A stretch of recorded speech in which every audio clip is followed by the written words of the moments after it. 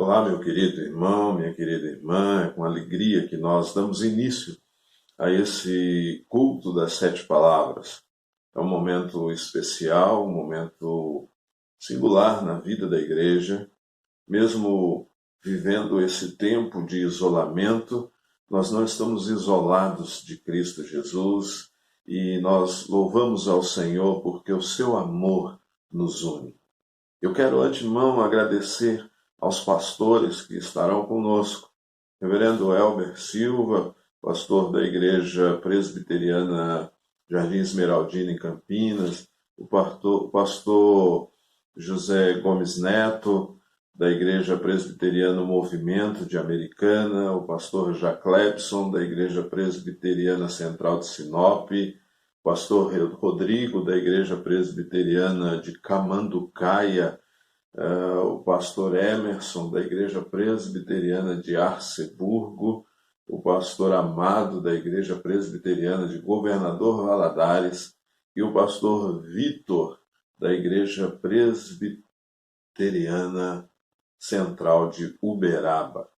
Esses queridos amigos estarão conosco participando desse culto e nós louvamos a Deus pela vida e pelo ministério desses queridos irmãos.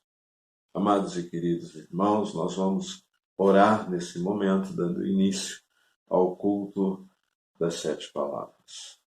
Querido Deus e eterno Pai, é em nome de Jesus Cristo que nós agradecemos o seu cuidado, que nós pedimos da bênção do Senhor. Ó Pai, em nome de Jesus, nós pedimos a sua misericórdia, que o Senhor, ó Deus, não nos consuma pelos nossos muitos pecados, mas que o Senhor manifeste a sua graça e a sua misericórdia. E que o Senhor continue, ó Deus, a derramar dela sobre nós. Ó Pai querido, nós agradecemos o Senhor. Pedimos a bênção e o cuidado, por isso oramos em Cristo Jesus. Amém. Amados, eu quero compartilhar o texto que se encontra nas Sagradas Escrituras em Apocalipse, no capítulo de número 5, no versículo de número 9 até o versículo de número 13. Nos diz assim as Sagradas Escrituras: E entoava um novo cântico, dizendo: Digno és de tomar o livro e abrir os selos, porque foste morto, e com o teu sangue compraste para Deus os que procedem de toda tribo, língua, povo e nação. E para o nosso Deus os constituíste reino e sacerdotes, e reinarão sobre a terra. Eu ouvi uma voz de muitos anjos ao redor do trono, dos seres viventes e dos anciãos, cujo número era de milhões e de milhares, proclamando em grande voz: Digno é o Cordeiro que foi morto de receber o poder, a riqueza, a sabedoria, a honra, a glória e o louvor. Então ouvi que toda criatura que há no céu e sobre a terra, debaixo da terra e sobre o mar, e tudo o que neles há, estavam dizendo: Aquele que está sentado no trono e ao Cordeiro seja o louvor, e a honra, e a glória, e o domínio pelos séculos dos séculos. Amém. Nós estamos aqui justamente para honrar e glorificar o Senhor, aquele que foi digno de abrir os selos. Eu não fui, você não foi, mas Cristo Jesus o foi. Por isso, amado e querido irmão, que você possa adorar, exaltar e glorificar o Senhor da nossa salvação.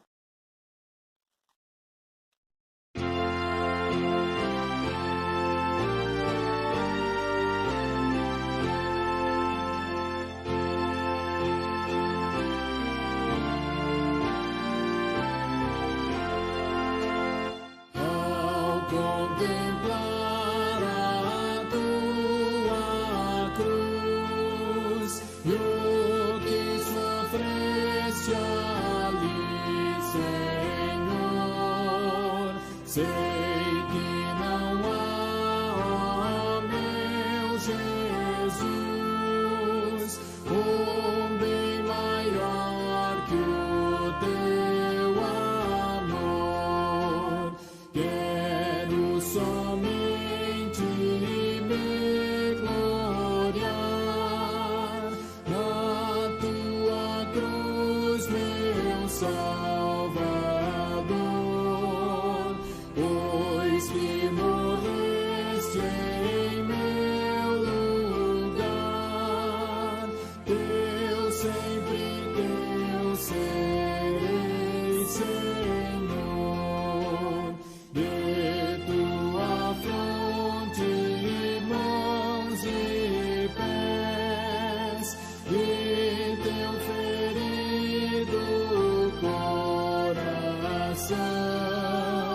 Teu sangue em dores tão cruéis, deste por minha redenção.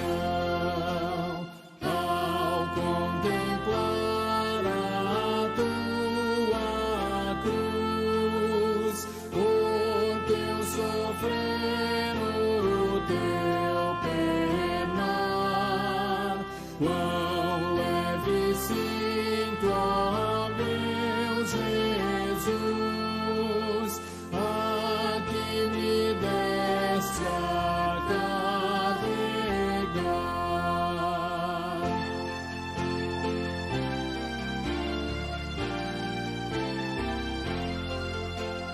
Tudo que eu possa consagrar ao teu serviço, ao teu louvor, em nada poderei pagar ao que me dás em teu amor.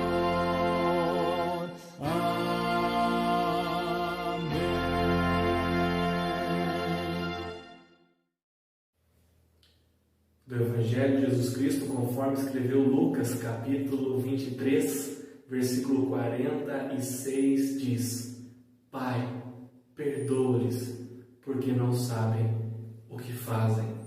Essa doce e maravilhosa sentença foi proferida por Jesus Cristo no alto daquela cruz. Esta é a primeira frase, a primeira palavra, como comumente nós chamamos, e podemos aprender a primeira lição, que a obra de salvação começa e termina com Deus, pois essa primeira frase inicia-se com Pai, assim como a sétima palavra, que diz Pai. Nós podemos aprender com esse Jesus que, diante das solicitudes da vida, nós podemos agora, a exemplo dele, clamar a Deus perdão, porque ele abriu o caminho para o acesso a Deus. Nós havíamos perdido esse acesso quando os nossos primeiros pais, Adão e Eva, no jardim, lá no Éden, pecaram, desobedeceram a Deus. Então Cristo, como nosso mediador, intercessor, salvador, redentor, tudo que nós podemos dizer de bom, agora derramando o seu sangue naquela cruz e oferecendo para limpar-nos das nossas impurezas e pecados, ele diz: Pai, perdoe, porque eles não sabem o que fazem. Era como se Cristo dissesse: Pai, eu ofereço esse sangue em prol desses aqui que estão gritando contra mim: crucifica-o, crucifica-o, crucifica-o. Jesus, num ato de amor, pede a Deus, o Pai, que perdoe o pecado daqueles que estavam ali, bem diante deles, e também pelos nossos pecados. Nós podemos observar que grandes homens na Bíblia, como Moisés, em certo momento, no livro do Êxodo, capítulo 32, e versículo 32, ele diz: Deus, perdoa esta nação. Assim como Davi também, no momento de fraqueza, ele reconhece o seu pecado e diz: Pai, Deus, perdoa-me. Além do mais, Estevão, o primeiro mártir da igreja, quando estava sendo apedrejado, ele clama como uma voz ecoando a de Jesus na cruz, dizendo: Pai, não leve em conta o pecado destes. Que exemplo nós devemos seguir? Homens como nós nos dão a força para continuar a caminhada. Por isso nós devemos olhar para a cruz do Calvário e perguntar: quem seríamos nós para não liberarmos perdão ao nosso próximo, ao nosso irmão? Certamente é algo muito difícil e complicado, porque muitas vezes nós nos chateamos com coisas pequenas, mas se nós seguirmos o exemplo de Cristo, nós podemos ver que lá do alto do madeiro, ele com sua voz terna, doce e tenra, diz e olha para os céus: Pai, perdoa-lhes. Nós podemos fazer isso hoje também.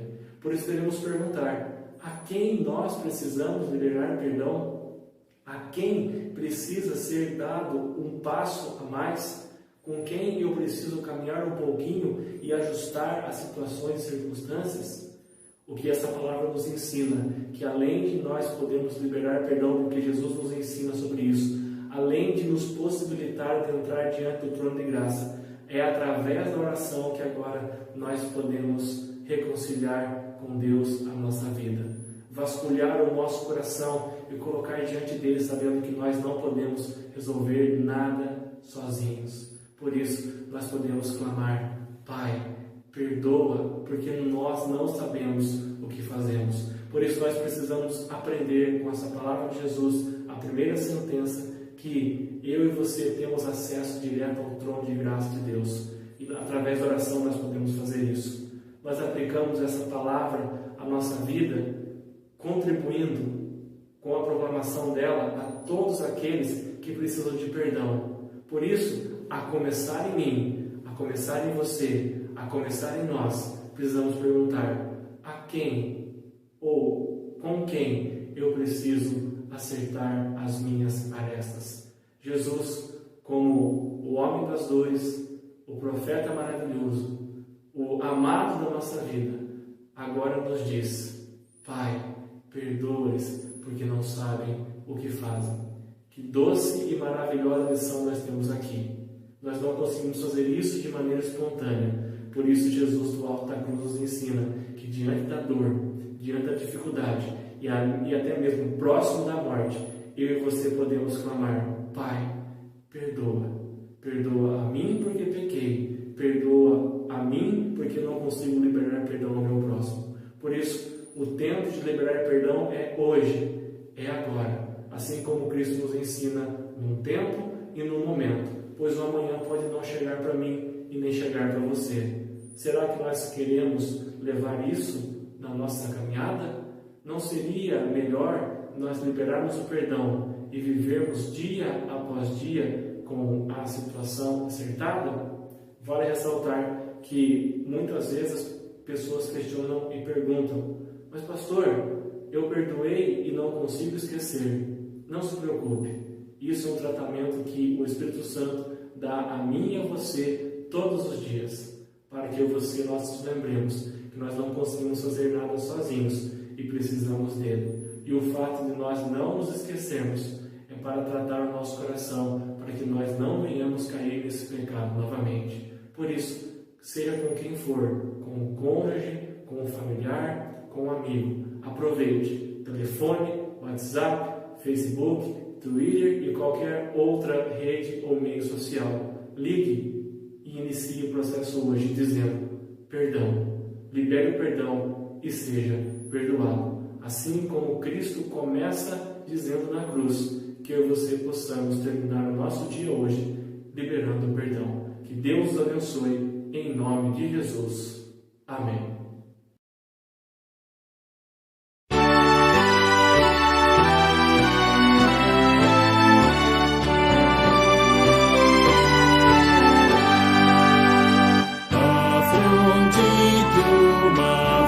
Sangrou, agora brilha em luz. Leal é o halo que adornou o vencedor Jesus. Ele as alturas ascendeu, a glória se elevou e é a eterna luz do céu, o Rei que se humilhou. Ele é dos anjos o prazer, dos salvos redentor. A esses faz-se conhecer nos bens do seu amor. A nós escárnio dessa cruz, completa graça traz. O nome eterno da Jesus, de glória, gozo e paz.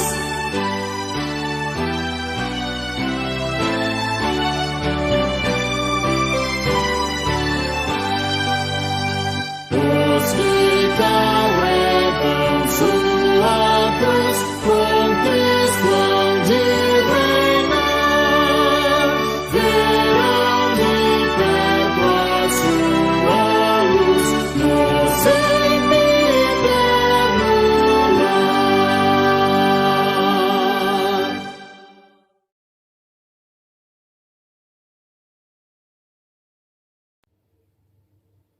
Olá, meus irmãos, minhas irmãs.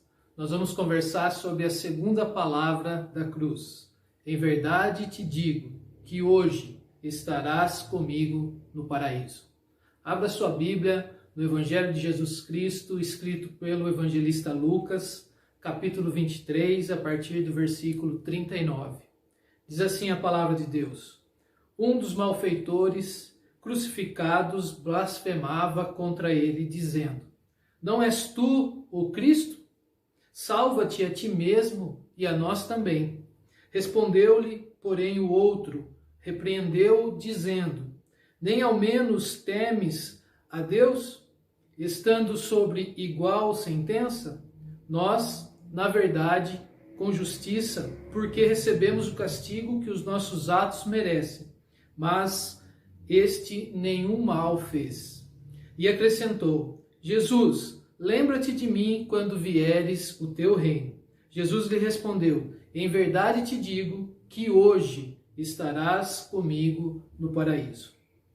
As autoridades, os soldados, as pessoas que iam passando por ali, até mesmo os criminosos, zombavam e ridicularizavam Jesus, dizendo: Você não é o Cristo, o escolhido de Deus? Você não consegue salvar-se a si mesmo? Então, alguma coisa aconteceu. Um dos criminosos parou de insultar Jesus, silenciou-se e arrependeu-se. Censurou o outro criminoso, confessou os seus próprios pecados, reconheceu a inocência de Jesus, confiou nele e pediu-lhe que o salvasse. E o seu pedido: Jesus, lembra-te de mim quando vieres no teu reino. Essa frase nos mostra que temos que ter a convicção de que há vida após a morte. Nós podemos ter a convicção que Jesus é o Rei, Jesus era Deus, Jesus é o Filho de Deus. E também nós podemos ter a convicção que Jesus pode salvar o pecador. Que conversão extraordinária! Nos momentos finais da vida daquele homem, ele se entrega a Jesus. E o que levou esse criminoso à conversão? Bem, pode ser que aquele criminoso tenha ouvido Jesus falar em algum momento da sua vida e da sua história, mas mesmo assim ele só ouviu e não se entregou a Jesus. Há poucos minutos, esse criminoso tinha ouvido Jesus dizer: Pai, perdoa-lhes. Tudo isso pode ter contribuído para a conversão daquele homem. Entretanto, nós acreditamos que foi o testemunho de Jesus que amoleceu aquele coração tão duro. Até então, Jesus não tinha dito nenhuma palavra sequer. Mesmo diante daquele todo sofrimento, e Jesus ficou quieto, silenciou-se. Porém, os exemplos falam muito mais alto do que as palavras. Certa vez, alguém disse: O que você é fala tão alto que eu não posso ouvir o que você está dizendo. Se nós queremos vencer a resistência das pessoas ao Evangelho, nós precisamos viver o Evangelho. Nós precisamos mostrar para as outras pessoas, pelas nossas ações, pelas nossas atitudes, o que é viver o Evangelho. E a resposta de Jesus ao criminoso convertido foi uma promessa. Jesus vira para ele e fala o seguinte: Em verdade te digo que hoje estarás comigo no paraíso. Sabemos muito pouco da vida além da morte. Esse tema nos deixa muito curioso. Nós queremos saber como que vai ser depois que nós morrermos. Mas a segunda palavra de Cristo na cruz nos ensina pelo menos 3 coisas a respeito desse assunto. A primeira coisa que nós podemos aprender com as palavras de Jesus é que a alma sobrevive além da morte. A alma sobrevive e permanece consciente. Os céticos dizem que após a morte não há nada. Morreu, acabou tudo. Outros ensinam que a alma dorme com o corpo, lá na sepultura, até a sua ressurreição. Eu digo para você que não é nenhuma coisa nem outra. Jesus disse a esse criminoso: Em verdade te digo que hoje estarás comigo no paraíso. A segunda coisa que nós podemos aprender com as palavras de Jesus é que as almas dos justos vão para o paraíso. Os judeus especulavam sobre a glória e a felicidade do homem lá no Jardim do Éden, antes que o pecado entrasse e corrompesse toda a criação. Eles projetavam o passado no futuro. Eles esperavam um tempo que seria comparável àquele que foi descrito lá em Gênesis capítulo 1 e no capítulo 2. O paraíso já existe. O paraíso, um jardim muito lindo e repousante, onde as almas dos justos são levadas para lá no exato momento da sua morte. É isso que a palavra de Deus nos ensina. Foi isso mesmo que Jesus prometeu para aquele criminoso que se entregou a Jesus. E por último, a terceira coisa que nós podemos aprender com a palavra de Jesus: as almas dos justos vão estar com Cristo. Um paraíso é céu com ruas de ouros, com um rio de água viva, com a árvore da vida. É assim que o paraíso é descrito na Bíblia, por meio de belíssimas metáforas que nós podemos encontrar nos últimos capítulos lá do livro do Apocalipse. Porém, o que mais nos conforta, aquilo que nos traz mais alegria, é que nós temos a certeza que lá no paraíso nós estaremos ao lado de Jesus. A promessa que Jesus fez àquele malfeitor convertido foi: estarás comigo no paraíso.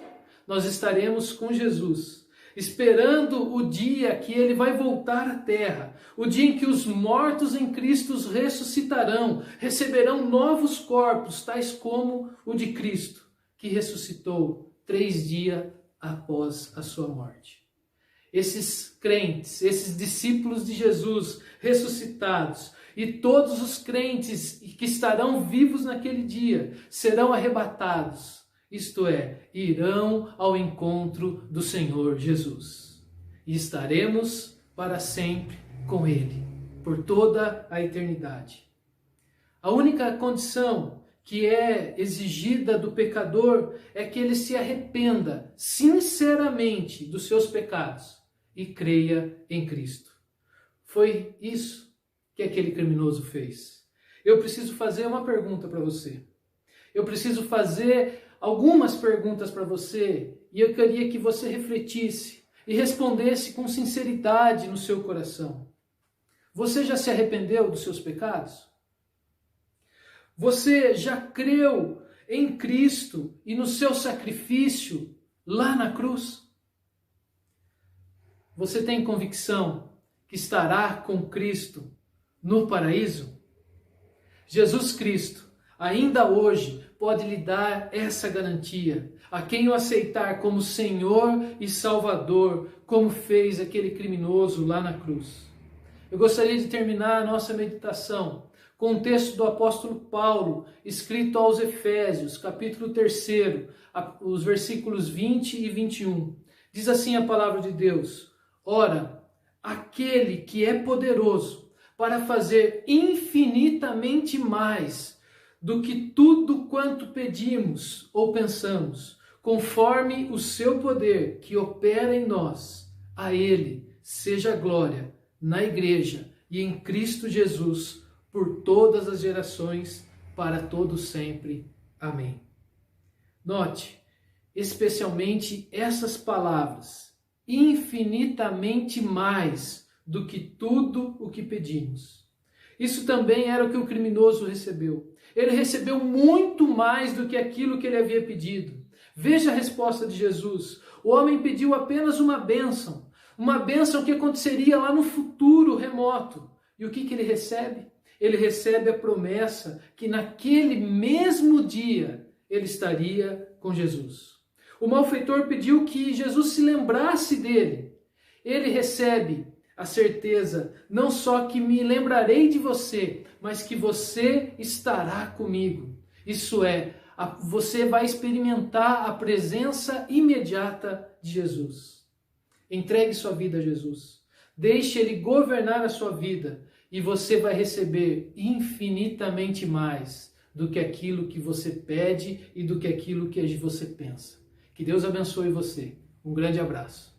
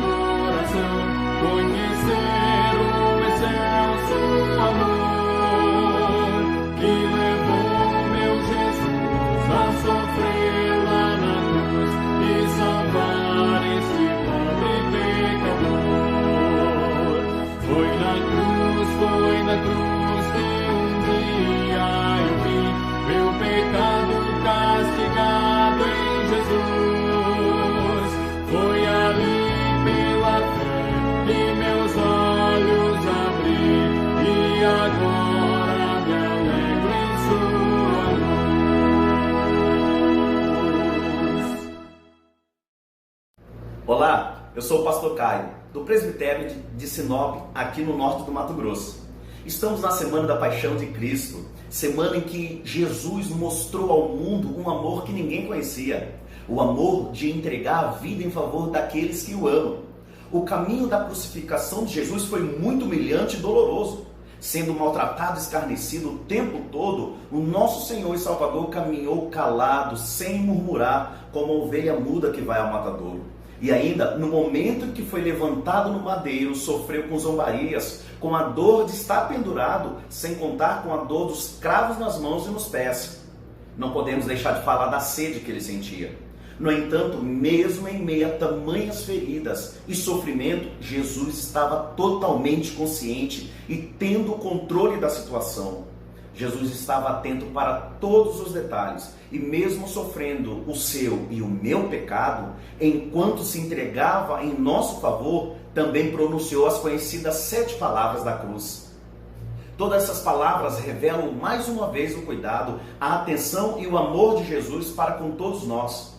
Perdão, promessa, proteção, perplexidade, pedido, plenitude e partida foram palavras pronunciadas pelo Salvador que nos amou até o fim. E é sobre uma dessas 7 palavras que queria compartilhar com você.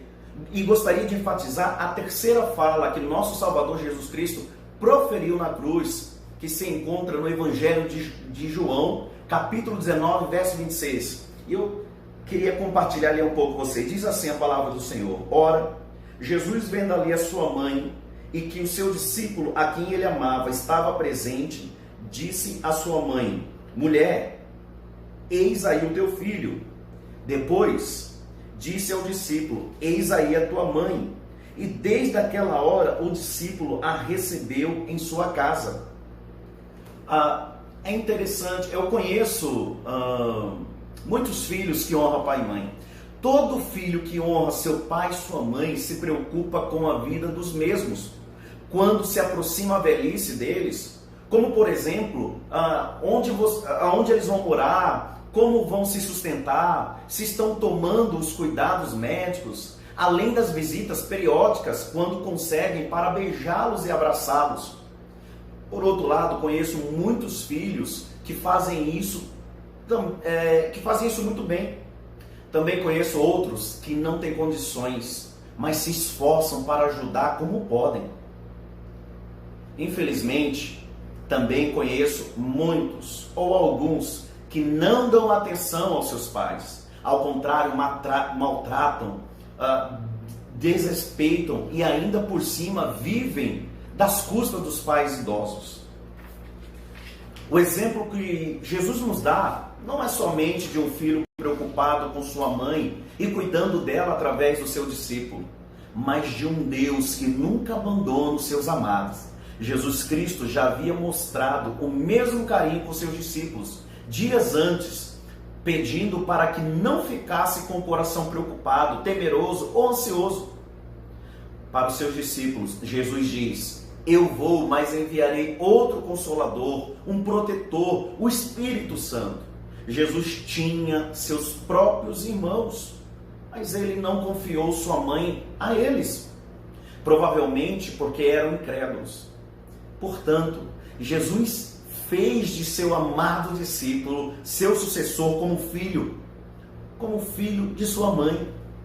Vivemos em um momento onde zelar pela vida dos nossos pais, principalmente os que têm mais idade, devido à pandemia que nos cerca, é um ato de amor e cuidado. Por isso, aqui mesmo, em poucas palavras, eu tenho um desafio. Nós temos desafios a viver. Eu te desafio a fazer mais do que só isolar seus pais. E ainda, eu te desafio a orar por eles. Orar pelos pais dos seus amigos, pelos avós, pelos nossos idosos. Além de todo o cuidado físico que temos que tomar. Olhe para a sua vizinhança. Veja se você tem mães solteiras, viúvas, idosos e idosas, pessoas que precisam de uma ajuda. Desde ir ao supermercado a precisarem de uma cesta básica. Se você já faz isso, continue e compartilhe esse amor. Se não, procure. Viva a prática cristã do amor. Jesus pode usar você para cuidar dos seus pequeninos, daqueles que não têm forças para lutarem. Você já agradeceu a Jesus por essas palavras abençoadoras? Enquanto sofria, Jesus pensou em você, em mim, em todos nós. Ouça as palavras que Jesus falou na cruz e as pratique. Cuide daqueles que você ama. Que Deus te abençoe. Eu queria orar um pouco com você.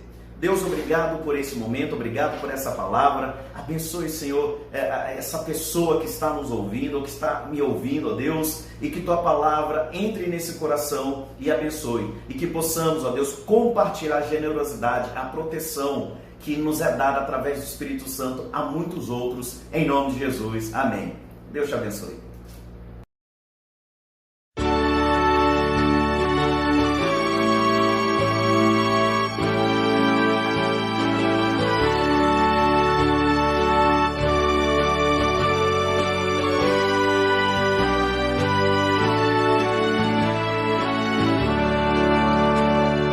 Seja Seja bendito o Cordeiro que na cruz por nós padeceu.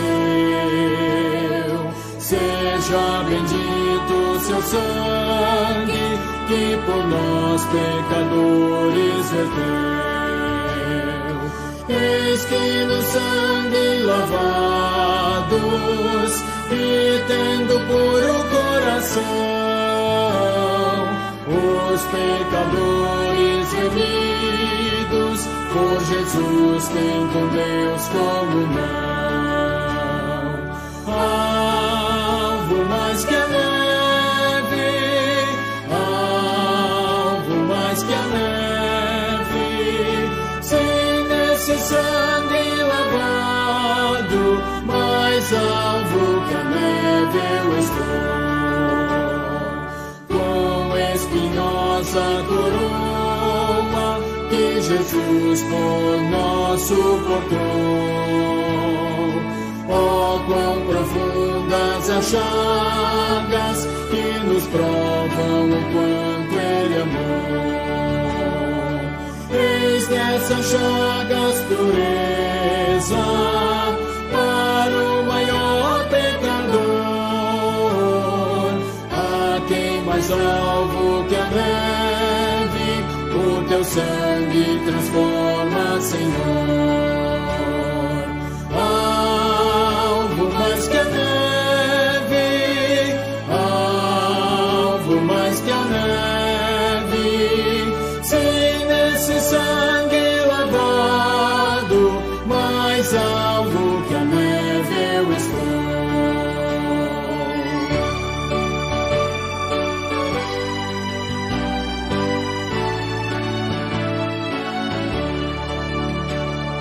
Se as faltas nós confessarmos e seguirmos na tua luz, tu não somente perdoas, purificas também, ó Jesus. Lavas-te todo o pecado, que maravilha de amor. Pois quem mais salvo que a neve, o teu sangue nos torna, Senhor. Alvo mais que a neve, alvo mais que a neve, se nesse sangue lavado, mais alvo que a neve eu estou.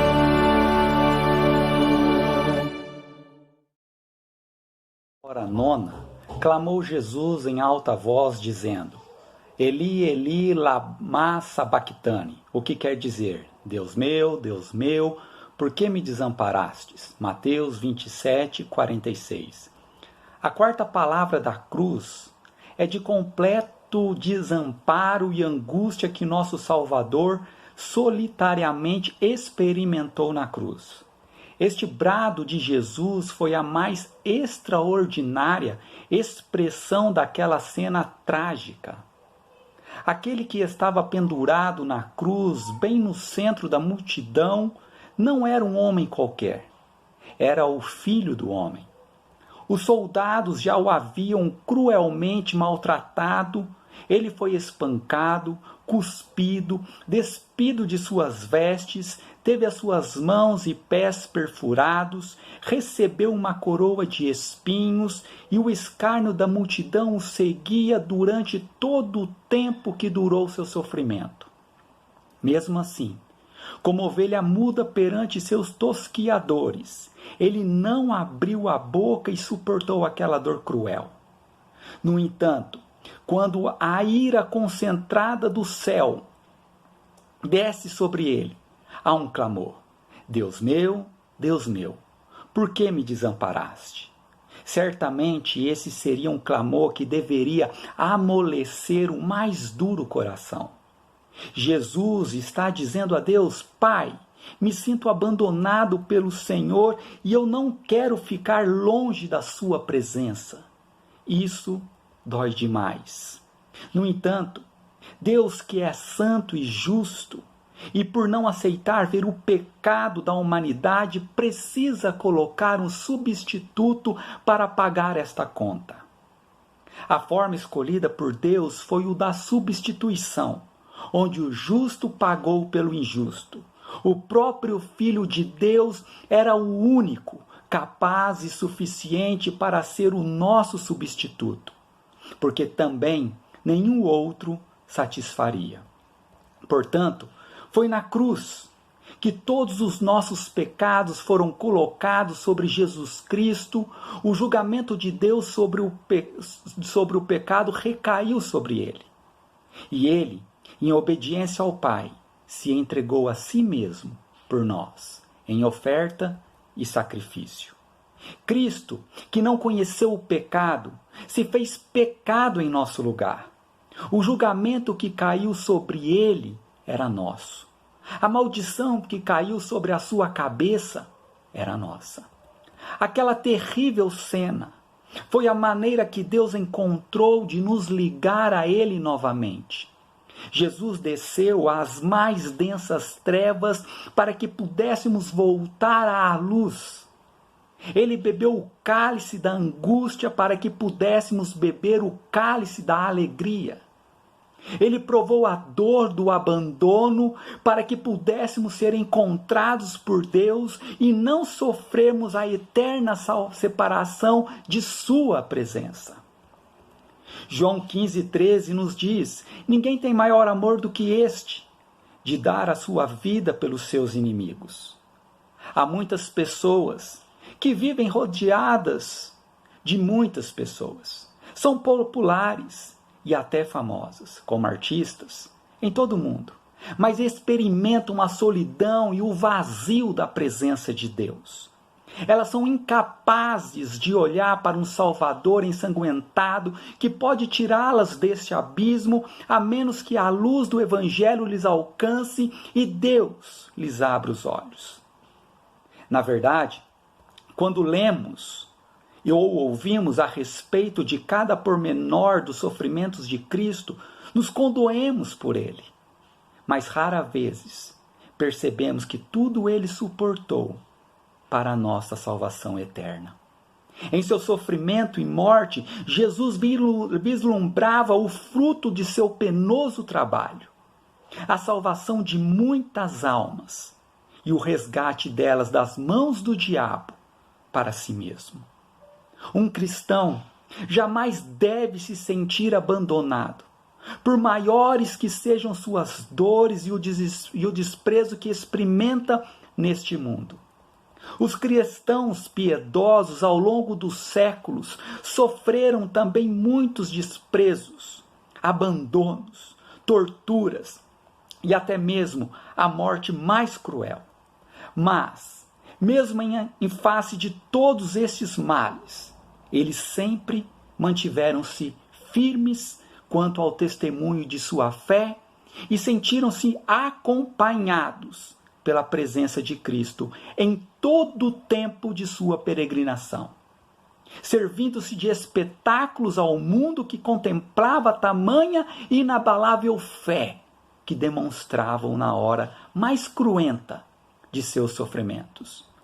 E quando estivermos passando por momentos de abandono por parte dos amigos, pais, marido ou esposa, essas palavras de Jesus devem ser como fontes de consolo e esperança, pois Cristo experimentou como é sentir-se abandonado, para que hoje a destra de Deus sirva como nosso intercessor, capaz de compadecer de nossas dores, inclusive do abandono. E Ele pode te socorrer, te amparar.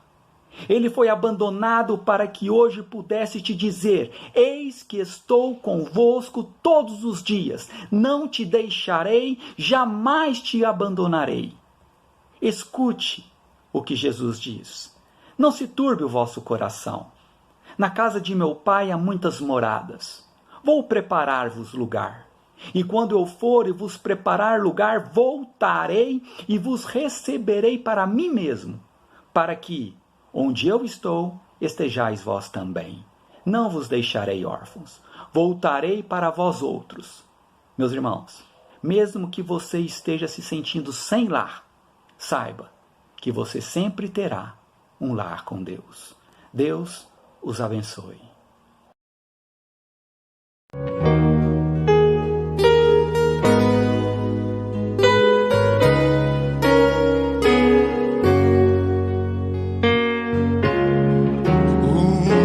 Cristo fui, eu estava sedento, pedi por água e Ele atendeu. Água tão pura jamais tinha provado. Por essa água meu mestre morreu. Tenho sede, palavras de Cristo, o Criador do céu e do mar. Tenho sede, disse o Rei do universo, e em sua sede Ele água me deu. Agora há um rio que brilha como um cristal, descendo do trono do Pai. As suas águas transbordam a minha alma, trazendo graça, paz, vida e amor. Tenho sede, palavras de Cristo, o Criador do céu e do mar. Tenho sede, disse o Rei do universo, em sua sede Ele água me deu. Oh, eu tenho sede, palavras de Cristo, o Criador do céu e do mar. Tenho sede, disse o Rei do universo, e em sua sede Ele água me deu. Oh, em sua sede Ele água me deu. A fonte.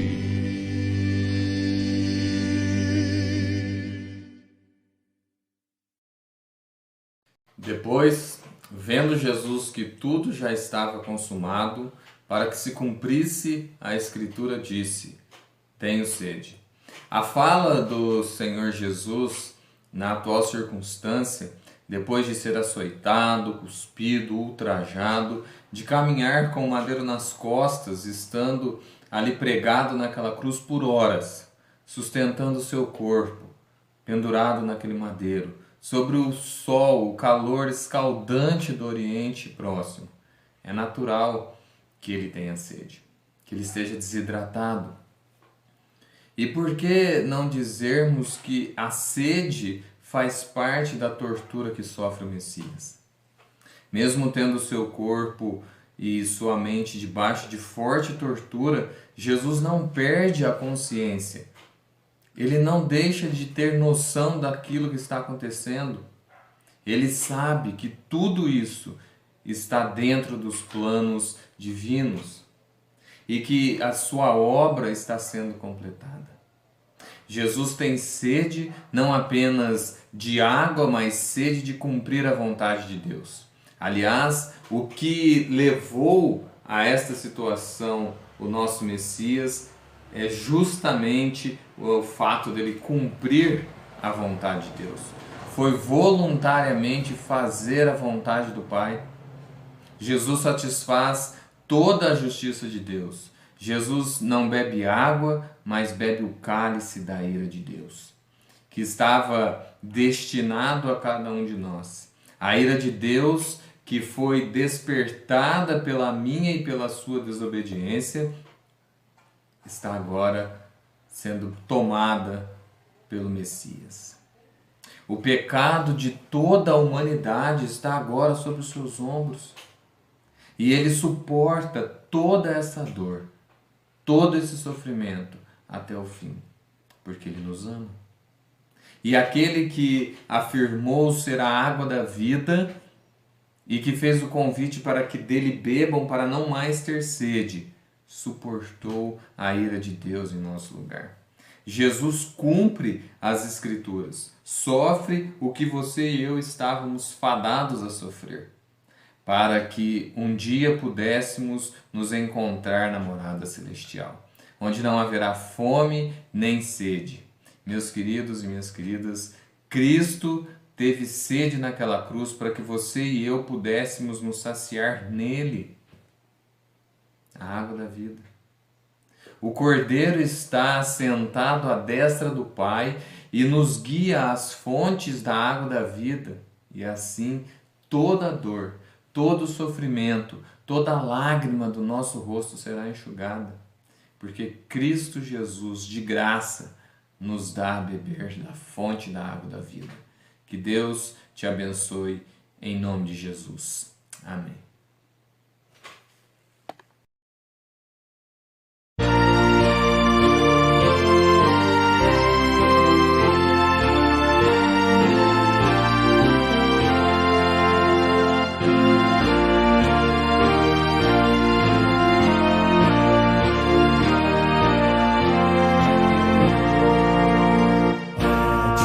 Hosana e glória, ó Cristo Salvador. Cantavam as crianças com vozes de louvor. O povo hebreu saudou-te com palmas e com flor. E nós cantamos hinos a ti, Rei vencedor. Tu és o Rei eterno, tu és o Emmanuel, que vens no santo nome de nosso Deus fiel. Convivas se acolheram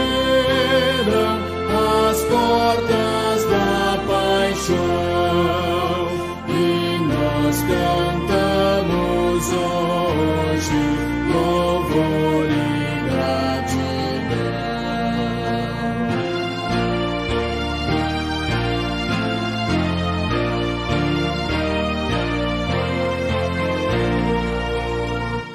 Assim como aceitaste o povo a saudação, aceita o nosso canto de graça e exaltação.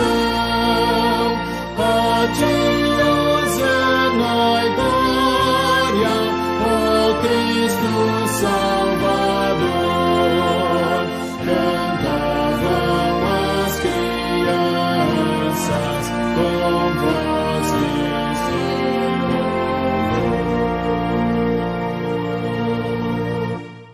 Evangelho segundo escreveu João, capítulo 19, versículo 30. nós vemos o Senhor Jesus dizendo assim: está consumado. Mas o que está consumado? Para responder essa pergunta, nós temos que olhar primeiro para Gênesis. O Senhor Deus cria todas as coisas de maneira perfeita. Cria os céus e a terra e tudo que existe, inclusive o homem. E o Senhor Deus olha para trás e diz assim: eis que tudo é muito bom. Tudo era perfeito, sem mácula. Mas o homem peca. E esse pecado do homem faz com que toda a criação seja corrompida. Não só o homem agora está em ato de rebeldia contra Deus e está desconectado de Deus, como toda a criação foi corrompida com isso. E agora o homem passa a sofrer as consequências do pecado, onde a maior delas é a morte. E a morte é a prova mais cabal de que o homem é pecador. Então cria-se uma dívida do homem com Deus. O homem então fica devendo a Deus alguma coisa. E para pagar o preço do homem com Deus, precisa haver derramamento de sangue. Mas esse derramamento de sangue precisa ser do Cordeiro Pascal, aquele que tira o pecado do mundo. Esse é o Senhor Jesus. O Senhor Jesus entra na história e sobe na cruz do Calvário e ali verte o seu sangue na cruz do Calvário para pagar o preço da minha dívida e da sua dívida com Deus. Não é um ato qualquer, não é alguma coisa simples, não é alguma coisa aleatória. A morte de Jesus não é algo acidental. Pelo contrário, ela foi necessária e ela foi programada por Deus. E o Senhor Deus executou essa obra para que o preço fosse pago. É interessante que a palavra original dita por Jesus, está consumado, é a palavra grega tetelestai. E essa palavra quer dizer que uma conta foi paga, que uma fatura foi paga. É como se você entrasse num restaurante e após pagar a sua comanda, alguém colocasse na comanda um carimbo: pago, está pago. A sua conta está paga, a sua fatura está paga. Você não deve mais nada a Deus, não tem dívida nenhuma. E é isso que o Senhor Jesus está dizendo quando ele diz assim: a sua conta está paga, está consumado. Tudo foi pago. Agora não existe mais a dívida do homem com Deus. O homem agora, quando crê no Senhor Jesus como Senhor e Salvador, ele é justificado diante de Deus por causa dos méritos de Cristo na cruz do Calvário. E está consumado ali então o amor do Pai. Esse amor que glorifica a Deus. Esse amor que faz com que todas as coisas sejam perfeitas novamente, restaurando assim toda a criação. Toda a criação é reconectada com Deus por meio desse sacrifício de Cristo Jesus. E haverá um tempo em que todos estaremos juntos num novo céu e nova terra. Habitaremos uma terra transformada, porque o Senhor Jesus consumou a obra, porque Ele pagou o preço. Por isso eu acho muito interessante você pensar a respeito disso. Muita gente diz assim: nós temos que pagar o preço para poder estar junto com Deus. Nós temos que pagar o preço para a salvação, para sermos salvos. Eu vou te dizer uma coisa: você não tem que pagar preço nenhum. Ninguém paga preço de nada. O homem nunca foi capaz e nunca será capaz de pagar o preço por nada. O homem é incapaz de pagar qualquer coisa a Deus. Tudo foi pago por causa de Cristo, por Ele, na cruz do Calvário. Quando Ele derrama o seu sangue naquela cruz, toda a nossa dívida com o Pai está paga. Está consumada a obra da redenção e tudo será redimido nele. Tudo será redimido nele. Nós certamente um dia seremos ressuscitados dentre os mortos e o Senhor Jesus, que pagou o preço por nós, nos levará junto com Ele para habitar no novo céu e nova terra, onde Ele enxugará dos nossos olhos toda lágrima, e ali não haverá mais choro, não haverá mais dor, não haverá mais problema algum, e não haverá mais o problema do pecado. Louvado seja o Senhor Deus, porque todas as coisas estão consumadas. Que Deus te abençoe muito, em nome do Senhor Jesus. Amém. Nós saudamos a todos com a graça e a paz do nosso Senhor e Salvador Jesus Cristo. Chegamos à última expressão proferida por Jesus na cruz do Calvário, a 7ª palavra de Jesus dita antes da sua morte. Encontramos esse relato no Evangelho de Lucas, capítulo 23, versículos 44 em diante. Já era quase a hora sexta, e escurecendo-se o sol, houve trevas sobre a terra até a hora 9. E rasgou-se pelo meio o véu do santuário. Então Jesus clamou em alta voz: Pai, nas tuas mãos entrego o meu espírito. E tendo dito isso, expirou. É a 7ª expressão proferida por Jesus na cruz do Calvário. O número 7, que nos lembra a ideia de plenitude. E o evangelista João sempre conecta os seus relatos aos relatos do Pentateuco. Esse número 7, essa 7ª expressão, não é vã. Essa 7ª expressão tem algo a nos ensinar. E eu gostaria de tirar daqui 3 principais ensinamentos a respeito da última expressão de Jesus.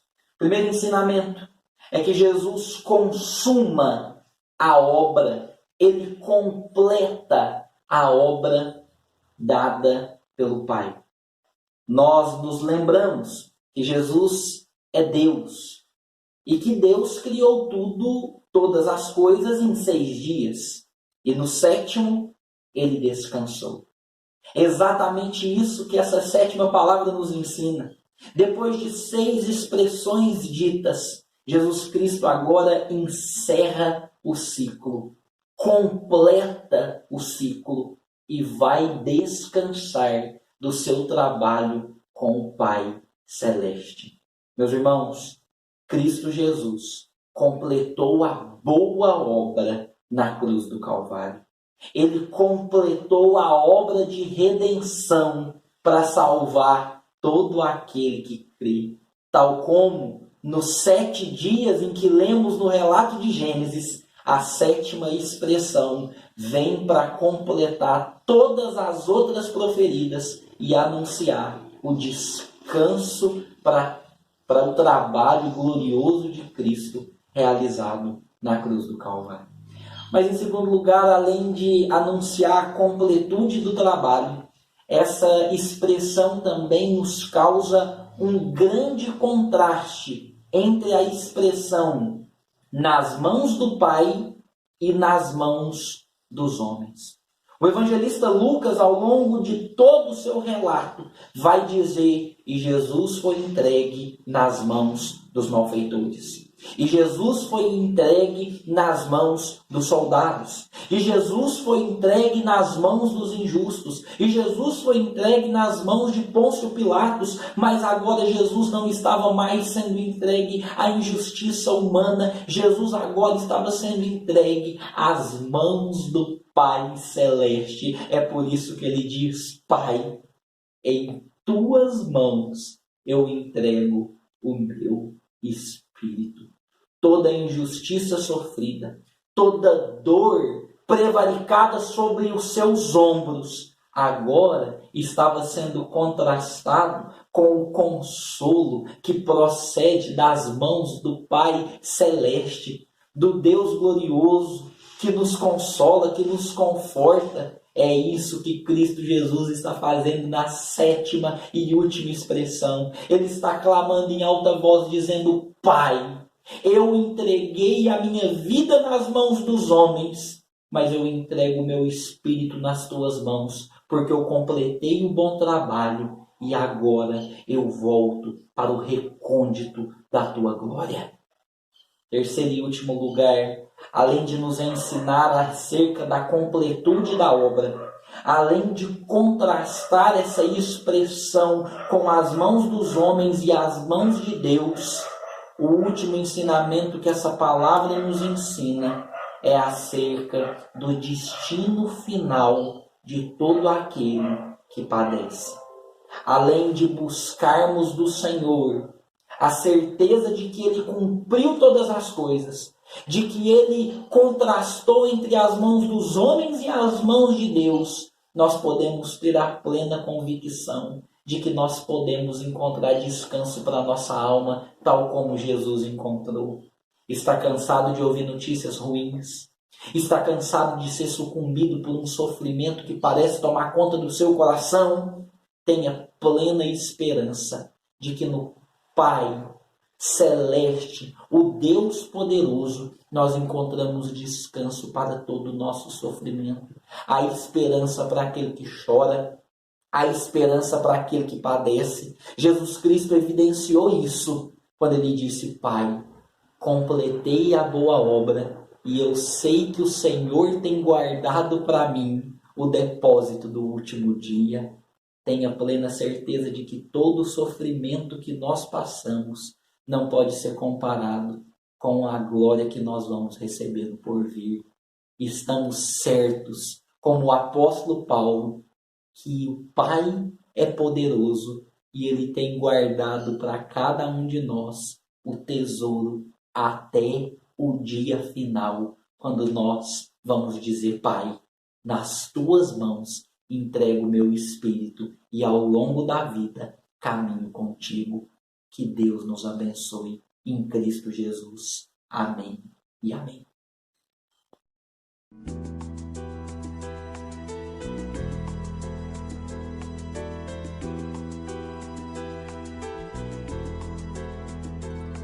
O início da manhã chegou, em Jerusalém se viu que cravavam em suas mãos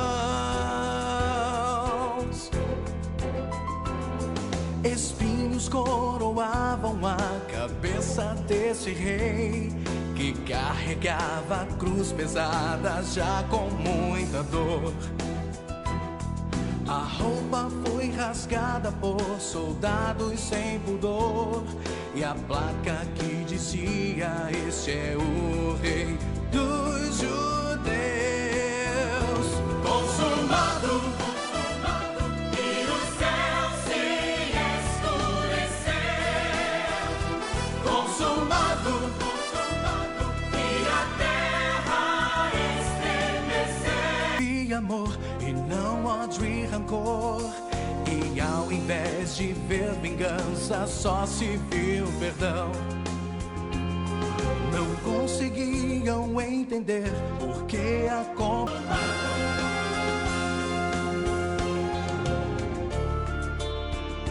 Cristo cumpre sua missão para trazer-nos redenção. O preço já pagou e o véu do tempo se rasgou, e livre acesso deu direto ao Pai. Consumado, consumado,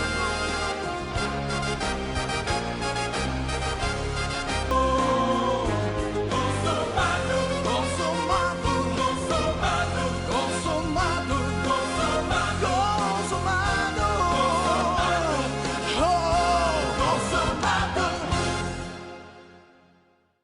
Queridos, como é importante para nós agradecermos ao Senhor Jesus. A via foi dolorosa, o sofrimento foi grande, mas a certeza, a convicção que nós temos é que valeu a pena, porque foi através do sacrifício de Cristo que nós temos a vida. É por meio dele, para ele, por ele, que nós alcançamos a salvação eterna. Foi necessário. Foi necessário. Agora, poderíamos chorar a morte, mas nós estamos olhando para o sofrimento de Cristo Jesus, celebrando a vida. Por isso eu quero, nesse momento, orar ao Senhor, agradecendo a Deus e agradecendo também aos queridos amigos pastores e às suas amadas igrejas pela oportunidade que nós tivemos hoje de compartilhar, de dividir desse tempo de culto, de adoração, de exaltação ao Deus eterno. Vamos orar. Querido Deus, mais uma vez nós celebramos o Senhor da nossa salvação. Sabemos, ó Deus, que como homens somos falhos, somos pecadores, e que foi necessário, ó Deus, que o Senhor padecesse na cruz, para que, como homem, o Senhor pudesse vencer a morte. Pai, em nome de Jesus, abençoa a vida de cada um que nos assiste, que nos ouve, que a palavra, ó Deus, do Senhor, pregada e lida, possa ter um efeito vivificador, transformador, restaurador. Ó Pai querido, em nome de Jesus, nós agradecemos os queridos pastores, pedimos a bênção do Senhor sobre a vida deles e sobre suas famílias. Agradecemos pela sua vida e pedimos a sua bênção sobre a vida de todos que nos assistem. Por isso nós oramos em Cristo Jesus. E agora, queridos e amados, recebei a bênção do Senhor. Igreja querida, ide em paz, e que a graça do nosso Senhor e Salvador Jesus Cristo, que o amor de Deus Pai, que as ternas consolações do Espírito Santo de Deus esteja sobre vós, e sobre vós permaneça hoje e para todos sempre. Amém. E amém.